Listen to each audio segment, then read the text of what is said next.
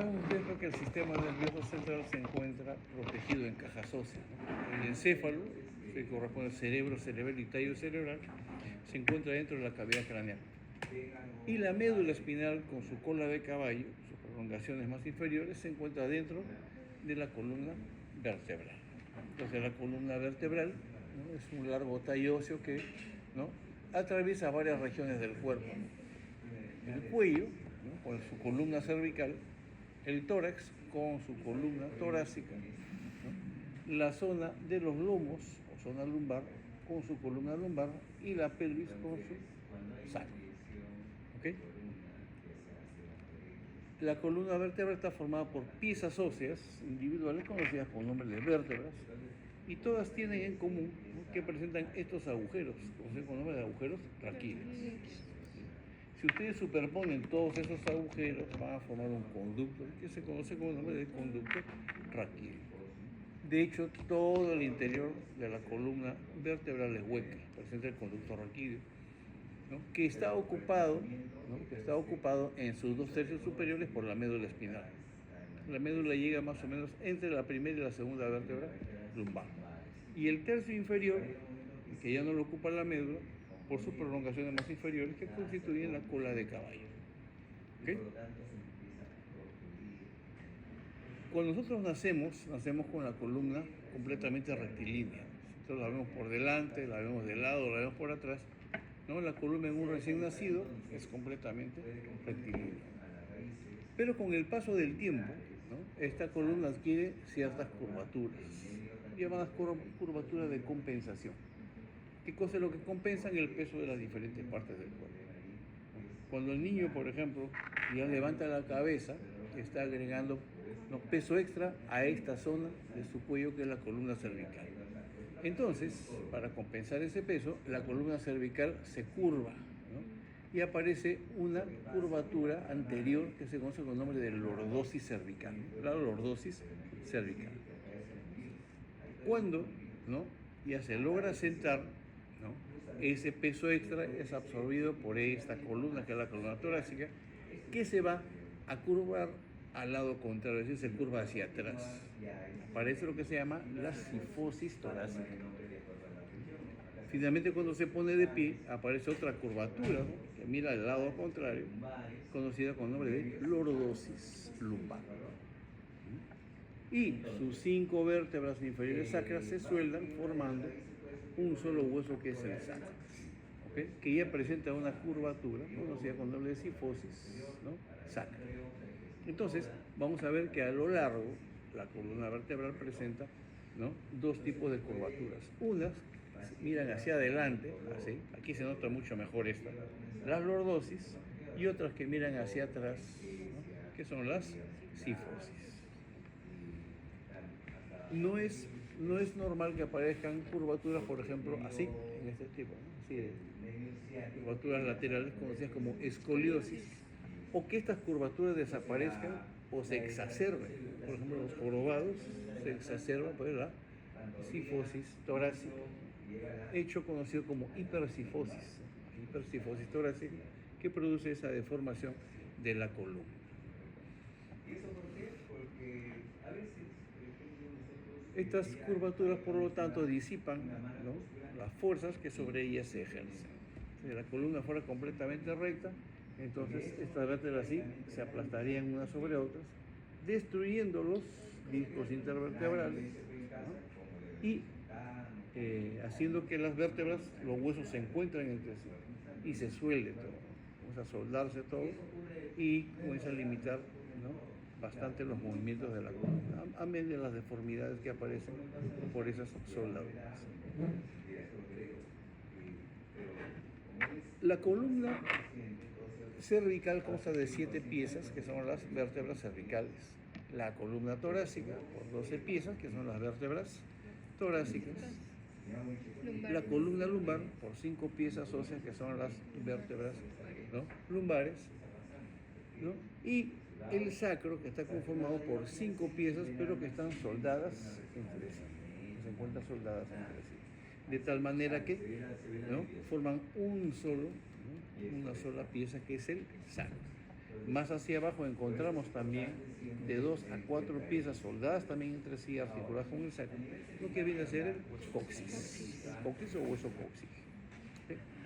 Ahora sí, lleva la para allá, por favor, y la pone de costado, para ver cómo estaba.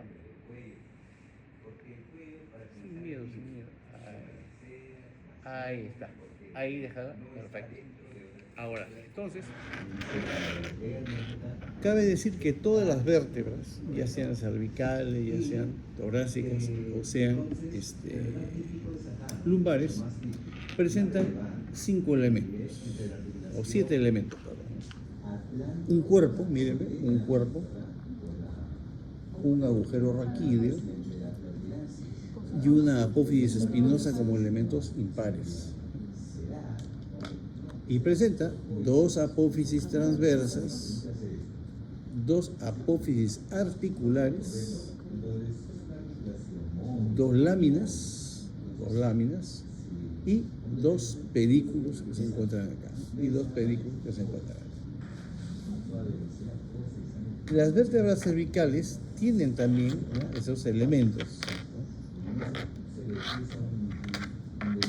Y tenemos acá nosotros los grupos vertebrales y cervicales que se forman. De las 7 vértebras cervicales, la tercera, la cuarta, la quinta y la sexta son conocidas como vértebras cervicales típicas. Todas estas vértebras tienen este aspecto. Los ámbitos son bastante parecidas entre sí. Mientras que la primera, ¿no?, la segunda y la séptima vértebra cervical,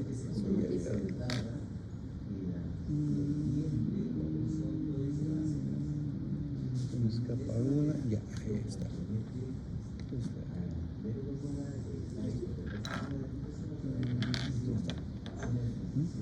La primera, ¿no?, la segunda y la séptima, vamos a ver que son vértebras cervicales atípicas. Miren que no se parecen mucho a las típicas. Toda vértebra cervical típica tiene, miren, un cuerpo pequeño y ovoideo, bastante pequeño, y que en su cara superior presentan estas elevaciones, miren a cada lado, los famosos ganchos o apófisis unciformes. ¿Okay? Y a esa misma altura, pero hacia abajo, ¿no?, presentan estas escotaduras. Aquí la función de estos es bastante clara, ¿no? Si nosotros articulamos 2 vértebras, el gancho se articula con la escotadura, así de esta manera, ahí se articula el gancho con la escotadura. Ahí. A esta articulación entre gancho y escotadura se le conoce como articulación uncovertebral.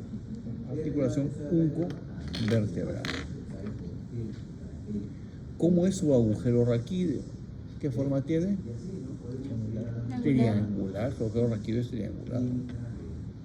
¿Cómo es su apófisis espinosa? Miren, bifurcada, bífida, bituberosa, bituberculosa, como deseen ustedes. Y además es bastante corta, en comparación con otras que tienen más larga la apófisis espinosa. ¿Cómo son sus apófisis articulares? Son cilíndricas, ¿okay? Y cada una de estas apófisis articulares tiene 2 carillas, una superior y una inferior. ¿Okay? Entonces, cada vértebra cervical, que estamos viendo acá, posee 2 apófisis articulares. Miren, una derecha y una izquierda. Pero posee 4 carillas articulares, 2 superiores y 2 inferiores. ¿Cómo son sus apófisis transversas? Son bituberosas, ya que poseen 2 tubérculos, ¿eh? Un tubérculo anterior aquí hacia adelante, que los pueden ver acá en diferentes formas, un tubérculo anterior y un tubérculo posterior. Y en la base de esa apófisis transversa voy a encontrar un agujero. ¿Cómo se llama ese agujero? El agujero transverso, que es característica propia de las vértebras cervicales. Todas las vértebras cervicales, desde la primera hasta la séptima vértebra cervical, tienen agujeros transversal. Agujeros que no la tienen ni las lumbares, ni las torácicas, ¿Okay? ¿Cómo son sus láminas? Sus láminas son aplanadas, bien aplanadas. ¿Y cómo son sus pedículos? Que son estas partes internas de acá, estas pequeñas columnas, miren, están señalando con mi uña, estas columnas, son cortas y excavadas. Cuando yo articulo dos vértebras, yo voy a ver que entre los pedículos se forma un agujero que es bastante notable, ¿verdad? Un agujero que es bastante notable. Voy a sacarme. Forman un agujero, miren, bastante grande, ¿eh? Que se llama agujero intervertebral, que justamente yo le pedí a su compañera que le pusiera al costado. Miren, son todos esos agujeros por donde están saliendo esas terminales amarillos, geles amarillos. Han visto que abajo en la parte lumbar los agujeros son bastante grandes y más arriba son más pequeños.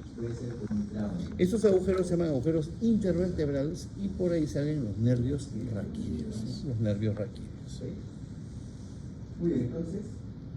Finalmente, para terminar con estas vértebras cervicales típicas, la sexta vértebra cervical, que es esta de acá, tiene su, mírenme, tubérculo anterior bien grande, bastante desarrollado.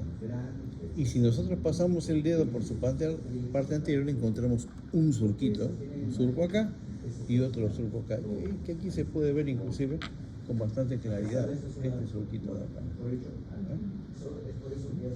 Aquí está ese surco. Ese surco está formado, ¿no?, por la arteria carótida común. Las carótidas comunes están adosadas acá a los tubérculos anteriores solamente de la sexta vértebra cervical. Razón por la cual estos tubérculos se conocen también como tubérculos carotídeos, ¿no? Los tubérculos carotídeos o de Chassagne. Ese nombre ya no se utiliza, ¿no? Pero es los tubérculos de Chassagne. Inclusive se utiliza ese fenómeno para, bajo una palpación profunda, poder apretar la carótida primitiva contra ese tubérculo anterior. Por ejemplo, cuando hay una hemorragia en una parte de la cabeza y nosotros no determinamos qué arteria es la que está sangrando, se puede presionar la carótida común contra este tubérculo anterior o carotídeo. De esa manera, si bien no se detiene la hemorragia, pero cesa en su caudal y nos permite, ¿no?, buscar ayuda. Nos da tiempo, ¿no?, para buscar ayuda. Con respecto a las vértebras atípicas, la primera es la más atípica de todas, porque, miren, no tiene cuerpo, no tiene apófisis espinosa, le falta la apófisis espinosa, no tiene láminas, tal como las conocemos, no tiene pedículos, tal como los conocemos, y no tiene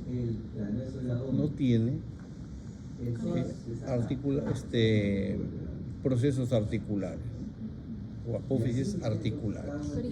¿Ya? Tiene, pero el atlas es tan especial que esto que deberían ser sus apófisis articulares, donde están sus carillas, no se llaman así, se llaman masas laterales. Masas laterales. ¿Okay? Tiene masas laterales, ¿no?, y su agujero, miren, presenta forma de escudo. Ni siquiera es triangular, tiene la forma de un escudo. El atlas, de hecho, está conformado por estas dos masas laterales que están unidas, ¿ve?, por dos arcos.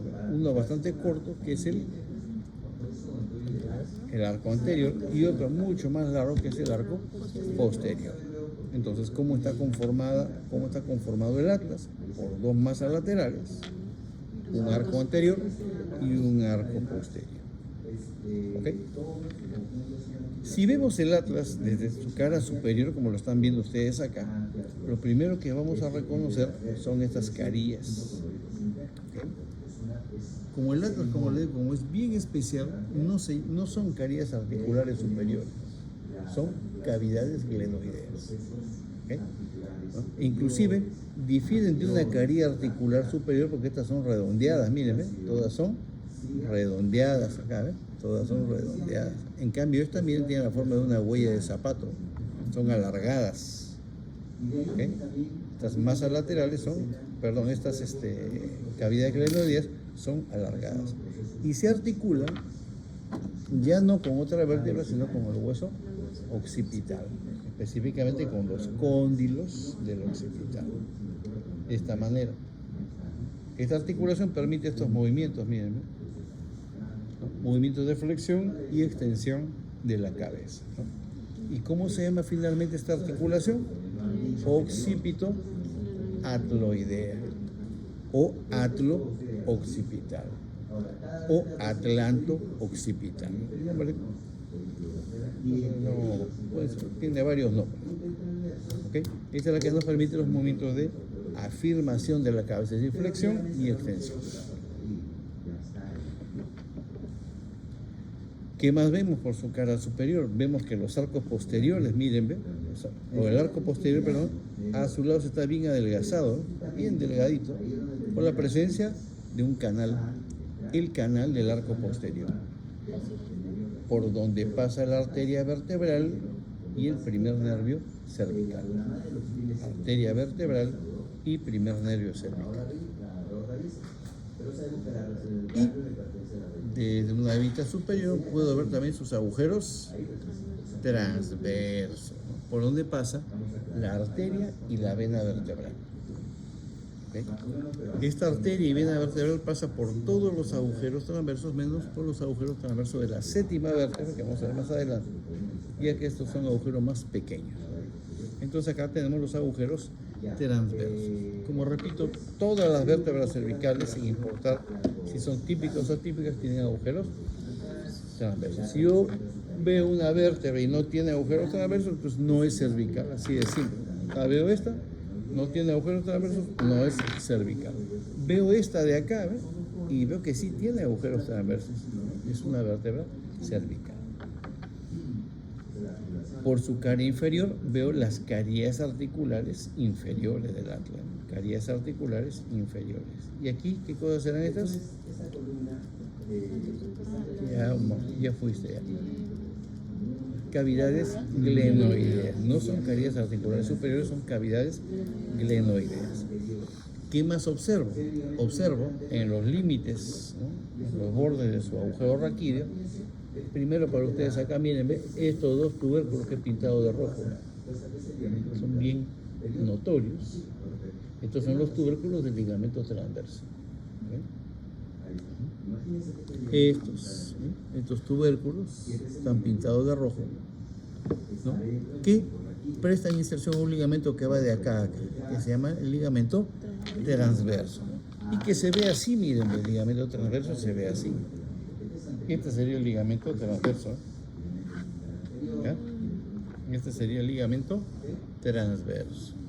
Noten que este ligamento transverso está sosteniendo, miren, a la apófisis odontoides del axis. Cuando se articulan, ¿no?, el atlas y el axis, la apófisis odontoides del axis toma esta posición. ¿Okay? Y aquí por detrás pasa la médula espinal, ¿no? No hace falta tener mucha imaginación, ¿no?, para adivinar que si esto se mueve hacia atrás, destroza la médula espinal. Entonces, para evitar esa posibilidad, hay un ligamento ahí que lo sostiene y lo mantiene bien pegado al atlas, al arco anterior del atlas. Ese es el ligamento transverso, el ligamento transverso. ¿Qué más encuentro? Yo voy a encontrar también dos tubérculos. Miren, un tubérculo anterior, que es bien notorio, y hacia atrás en su arco posterior un tubérculo posterior que prácticamente casi ni se nota, no se ve. Y por último voy a encontrar en su arco anterior, miren, ve, una carie articular bien redondeada, bien pulida,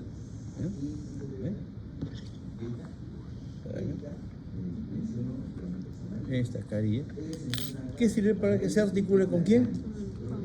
Con el diente del axis o apófisis odontoides. La apófisis odontoides también tiene su carie acá. Entonces, bajo esas dos caries es que se articula. Del axis no hay mucho que hablar, ya que tiene ya todos sus elementos constitutivos. Tiene su cuerpo, tiene apófisis transversas, tiene láminas, pedículos. Su agujero ya tiende a ser un poco más triangular. Pero acá lo importante es la apófisis odontoides. La apófisis odontoides, ¿no?, es un cilindro óseo, ¿no?, es un cilindro óseo, ¿no?, que presenta, aquí lo vamos a ver mejor, ¿no?, un ápice, que lo pinto yo de verde, un ápice, donde se inserta el ligamento apical. El ligamento apical. Presenta también dos caras laterales, miren, dos caras laterales, ¿no?, en donde se insertan los ligamentos alares. Los ligamentos alares. ¿Qué ligamento era este? Transverso, ¿no? ¿Y qué cosa es esto? La apófisis. Ahí justamente se inserta el ligamento apical y los ligamentos alares. Entonces, en esta maqueta, esto representan los ligamentos alares, esto el ligamento apical y esto al ligamento transverso. También tiene una cara anterior con una carie articular para el arco anterior del atrio. Y por último, en su cara posterior tiene una muesca que contiene al ligamento transverso, el ligamento transverso. Ya sé lo que está rondando acá, ya sé. El ligamento apical. En las caras laterales, los ligamentos salares. Su cara anterior se relaciona con ¿quién? Con el arco anterior del atlas. ¿Y su cara posterior con quién se relaciona? Con el ligamento transverso. Perfecto. Y para terminar ya con las cervicales, vamos a ver la séptima vértebra cervical. La séptima vértebra cervical se caracteriza porque tiene su apófisis espinosa bastante larga y bastante inclinada, miren, bastante inclinada. Y sus agujeros transversos son pequeños, miren, son bastante pequeños, y por ahí no pasa ni la arteria ni la vena vertebral, ¿okay? Ni la arteria ni la vena vertebral. Se dice que la séptima vértebra cervical es una vértebra de transición. Si nosotros nos atenemos a esto, miren, ¿qué cosa es esto? Una vértebra cervical típica, ¿eh? Esto es lo más típico que hay. Tenemos a la séptima vértebra cervical y miren, y tenemos a la primera vértebra torácica. ¿A quién se parece más esta? ¿A su papá o al vecino? Al vecino, se parece sospechosamente bien parecido al vecino. Entonces, la séptima vértebra cervical está dejando de ser cervical para adquirir características de una torácica. Y eso va a pasar también más abajo.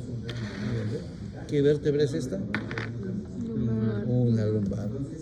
Esta que se parece tanto al vecino, miren, no es una vértebra lumbar. Esta es la última torácica, esta es la T12. Que yo la voy a reconocer porque tiene características que más adelante les voy a mencionar, pero como, ¿no?, para variar, se parece más al vecino que al papá. ¿Ven? Ahí está, ¿ven? Es bien parecida a una, inclusive varios se equivocan. Esta es una lumbar, pero no es una lumbar, es la última torácica. Entonces tenemos nosotros que la C7 y la T12 son vértebras de transición. ¿No? Son vértebras de transición, son unos tránsfugas prácticamente. ¿Okay? Y hablando de vértebras torácicas, las vértebras torácicas, a diferencia de las cervicales, en que son más grandes, su cuerpo es más alto y más ancho, ya que soporta más peso. Sus apófisis transversas, mírenme, son bastante gruesas, al igual que sus pedículos son bastante gruesos también. Y su apófisis espinosa es bastante larga e inclinada. Inclusive, las más bajas son mucho más largas e inclinadas. ¿Ven? Mucho más largas e inclinadas. Inclusive su agujero ya no es tan triangular, ahora es más redondeado, ¿eh? Es más redondeado el agujero, ¿no?, raquídeo.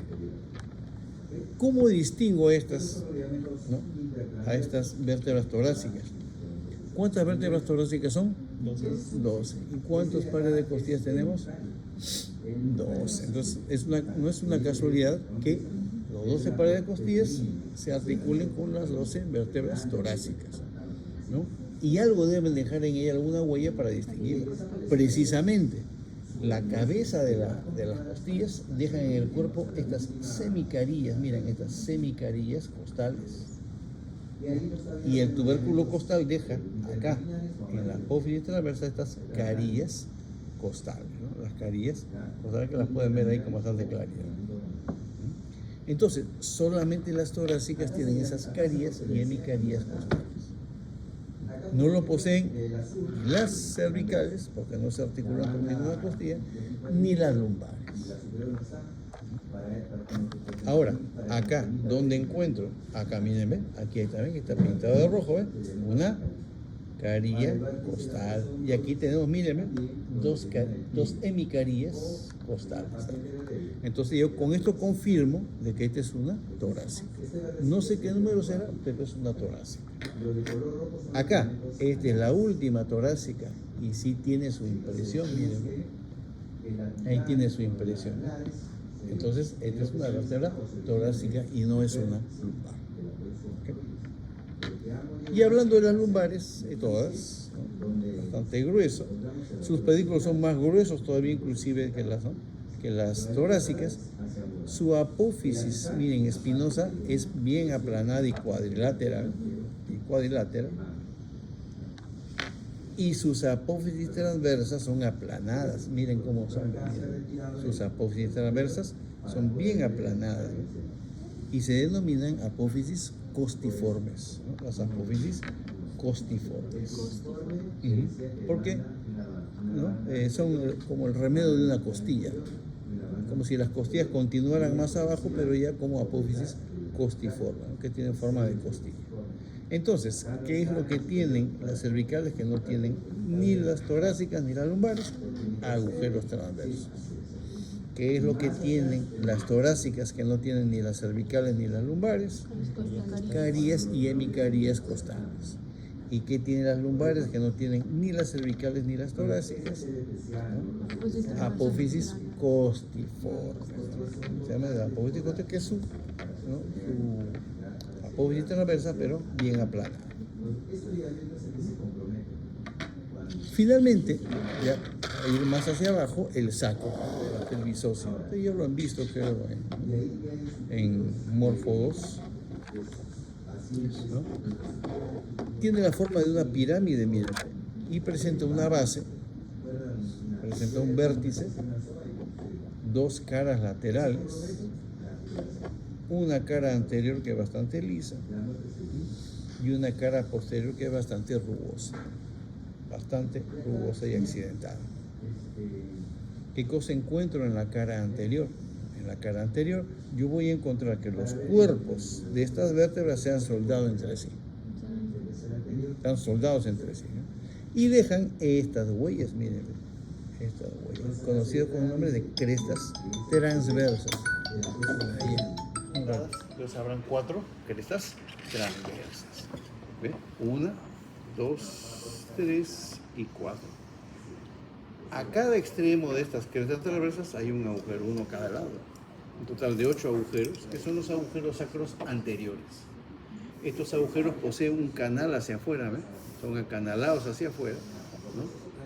Para que por ahí puedan deslizarse cómodamente las raíces raquídeas anteriores. Por estos agujeros sacros anteriores, entonces pasan las raíces raquídeas anteriores de la cola de caballo. Aquí ya no hay médula, a esta altura ya no hay médula, está la cola de caballo. Hacia arriba presenta esta eminencia, miren, que es el promontorio sacro, correcto, el promontorio sacro. Y separando la cara anterior de la base, yo voy a encontrar esta línea, y la he pintado yo, la línea terminal, que separa la cara anterior de la base. Entonces, eso es lo que encontramos en la cara anterior. ¿Qué cosa encontramos en la cara posterior? Vamos a encontrar que así como en la cara anterior se han soldado los cuerpos, aquí en la cara posterior, miren, ¿qué cosas se han soldado acá? La apófisis espinosa. Las apófisis espinosas. Y más hacia afuera, las carillas articulares, ¿no? Las carillas articulares son las apófisis articulares. Acá hay una, inclusive, con carilla articular todavía que queda, y todas las restantes se han soldado. Entonces voy a encontrar tres crestas, una cresta sacra media y dos crestas sacras laterales. Entre estas tres crestas vamos a encontrar 4 agujeros a cada lado, 8, que son similares a los de acá, y que son ahora los agujeros sacros posteriores. ¿Qué dan paso aquí? Si por acá pasaban las raíces raquídeas anteriores, por aquí pasan las raíces raquídeas posteriores de la cola de caballo. ¿Qué cosa más observo? ¿No? Que en la parte superior es la entrada de un conducto, que es el conducto sacro, ocupado, como le dije, por la cola de caballo. Y hacia abajo hay una abertura, miren, este conducto se abre así en esta forma, formando lo que se conoce con el nombre de el hiato sacro o hiato del sacro, que se encuentra flanqueado por estas dos elevaciones conocidas con el nombre de los cuernos del sacro. Los cuernos del sacro. Encuentro también, ¿no?, en esta cara posterior a estas elevaciones bastante notorias, que son las tuberosidades sacras. Y por encima de estas tuberosidades, yo voy a encontrar estas fosas, miren, estas depresiones, que tienen bastantes agujeros. Hay gran cantidad de vasos que atraviesan y irrigan el sacro. Por eso se llaman fosas cribosas. Las fosas cribosas, ahí donde estoy poniendo el pulpejo en mi dedo, ahí son las fosas cribosas. Y más abajito, la tuberosidad sacra. Hay 2 tuberosidades sacras y 2 fosas cribosas. ¿Qué cosa encuentro en las caras laterales? Solamente hay caras laterales hacia arriba, porque abajo ya es borde, son bordes laterales, abajo se vuelven bordes. En la parte superior yo voy a encontrar estas caras que tienen forma de una oreja, por eso se llaman carillas auriculares, que se van a articular con los huesos ilíacos, ¿no? Los huesos ilíacos o coxales para formar la pelvis ósea. Hay uno a cada lado. Carilla auricular. ¿Qué cosa encuentro en la base? En la base voy a encontrar, miren, la cara superior del cuerpo de la primera vértebra sacra, que se va a articular con la cara inferior del cuerpo de la quinta vértebra lumbar, así de esta manera. Se va a articular así, de esta manera. Está separado obviamente por un disco intervertebral. Y a ambos lados de esta cara superior del cuerpo de la primera vértebra sacra voy a encontrar estas superficies que se abren a manera de alas, ¿no?, y que son las alas del sacro, ¿no?, las alas del sacro. ¿No? Encontramos también, viendo desde arriba, las apófisis o las carillas articulares superiores de la primera vértebra sacra. Los restos están ya soldados por la forma de las crestas, ¿no?, laterales. Y finalmente, en el vértice voy a encontrar otra carilla, que no es sino la cara inferior del cuerpo de la quinta vértebra sacra, ¿no?, que se va a articular directamente con el coxis. Entonces, estos mientras terminan ahí de repasar, vayan viendo acá 5 minutos para que vean elementos comunes de la vértebra. Y otros que unen 2 o hasta máximo 3 vértebras, ¿no?, y que se encuentran en la parte más superior, ¿no?, de la columna vertebral, uniendo pues el occipital, el atlas y el axis, nada más, que son ligamentos especiales. Vamos a ver primero los comunes. Los comunes se clasifican en 5 grupos. El primero de ellos son los ligamentos que unen los cuerpos vertebrales. Las caras anteriores están unidas por el ligamento longitudinal anterior, que es este de acá, y las caras posteriores por el ligamento longitudinal posterior. ¿Okay? La parte más superior de este ligamento longitudinal posterior, miren, que se encuentra dentro del conducto raquídeo, es esta membrana de acá, que cubre a los elementos que hemos visto, los elementos ligamentosos que hemos visto, que son la apical, los alares y el transverso. A esa membranita se le conoce como membrana tectórea, la membrana tectórea, ¿okay?, a esta parte de acá. Luego tenemos los ligamentos que unen a las apófisis transversas. son los ligamentos intertransversos. Estaría acá la otra, creo que la otra se cayó, no le pusieron. Los ligamentos intertransversos. Aquí en esta maqueta son las lanas naranjas. Estos serían los ligamentos intertransversos. Son bastante escasos en el cuello, muy pocos, pero son bastante abundantes en la zona lumbar. Luego tenemos los ligamentos que unen a las láminas, ¿no? Todas estas de acá son las láminas, miren. Estos ligamentos, a diferencia de los que he mencionado que son así continuos, estos son pequeños parches, tal como está aquí representado, ¿no? Son pequeños parches que unen dos láminas vecinas. Uno acá, otro más abajo y así hasta el final. Son los famosos ligamentos amarillos que unen el borde inferior de una lámina con el borde superior de la lámina siguiente. Estos también se encuentran dentro del conducto raquídeo. Están tirados más para adentro que para afuera. Luego tenemos los ligamentos que unen a las apófisis espinosas, que es el ligamento supraespinoso. Por si acaso, esto y esto es un solo ligamento supraespinoso. Acá también, esto y esto es el ligamento supraespinoso. La parte del ligamento supraespinoso que se encuentra acá en la nuca se llama el ligamento nucal. ¿Ok? Entonces, si le ponen acá un alfiler, ¿qué cosa es? Ligamento nucal. ¿Es ligamento supraespinoso? Sí, es parte del ligamento supraespinoso, pero acá tiene su nombre propio. Si les ponen, ¿no?, el ligamento nucal va desde el occipital hasta la séptima vértebra cervical. Más hacia abajo ya lo pueden llamar ustedes supraespinoso. Esto sería el supraespinoso. Y de aquí para arriba sería el ligamento nucal. ¿Okay? Incluido esto, si le señalan cómo se llama esto, este es el ligamento nucal. Acá también ligamento nucal, acá también ligamento nucal. Y acá, bueno, todo lo que está de rojo es ligamento nucal. Y por último, los ligamentos que unen a las carillas articulares. Cuando se unen dos carillas articulares, ¿no?, es como si estuvieran uniendo dos monedas, ¿no? Son dos superficies casi planas que se unen una con otra. ¿Okay? Estos ligamentos no solamente sueldan ese espacio que hay entre las carillas, sino que envuelven a esas carillas, ¿no?, las encapsulan. Y se conoce precisamente con el nombre de ligamentos capsulares, que están aquí de color celeste. Ligamentos capsulares, que están a todo lo largo de la columna vertebral. También serían ligamentos, pues, capsulares, que están justamente ahí en celeste. Los ligamentos especiales, ¿no?, son estos que hemos visto. El ligamento transverso, el ligamento occipito-odontoideo medio, apical para sus amigos, y los ligamentos occipito-odontoideos laterales o alares para sus amigos, porque los dos nombres pueden usar. ¿Ok?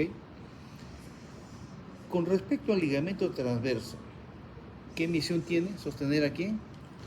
A la apófisis odontoides. Para cumplir mejor su misión, este ligamento, que es este de acá, miren, solamente este de acá, ¿ven?, el ligamento transverso, va a enviar dos proyecciones. Una que va hacia arriba y se inserta en el hueso occipital, pues la proyección se llama transverso occipital.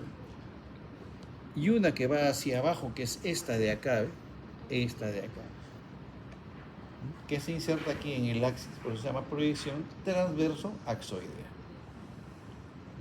Conformado así el ligamento transverso, ya no se le conoce como transverso, sino como ligamento cruciforme. ¿Okay? Ligamento cruciforme porque toma la forma de una cruz, ¿no? Entonces, estas proyecciones son los refuerzos de este ligamento transverso para retener mejor la apófisis odontoides. Entonces yo creo que hasta ahí está bien. Esta es la arteria vertebral, por si acaso, representando la arteria vertebral. Y acá también ligamentos capsulares. No parecen discos que otra cosa. Bien, señores, todo suyo. Acá, por ejemplo, en esta muestrita, ¿qué pasa si les ponen a la muestra y les ponen acá? ¿Qué cosa es esto? Ligamento longitudinal posterior. Es un ligamento longitudinal porque está uniendo los cuerpos. Pero ¿cuál es el anterior y el posterior? Por el diente. No necesariamente por el diente, ¿eh? Por el artículo. Por el arco anterior del ata. Aquí está el arco anterior del ata, ¿eh? Que está uniéndose, articulándose ¿con quién? Con la punta ontoides. Entonces, si este es el arco anterior, este es el ligamento longitudinal anterior. Y este de acá, el longitudinal posterior. Inclusive aquí está esto. ¿Cómo se llama esto? Que cubre los demás ligamentos. La membrana tectoria que hemos visto acá. Esto viene a ser lo mismo que esto de aquí. La membrana tectoria. Sino que aquí ya no están los ligamentos. Están los ligamentos que ustedes pueden ver acá. Bien, ahí tienen entonces. Aprovechen el pánico.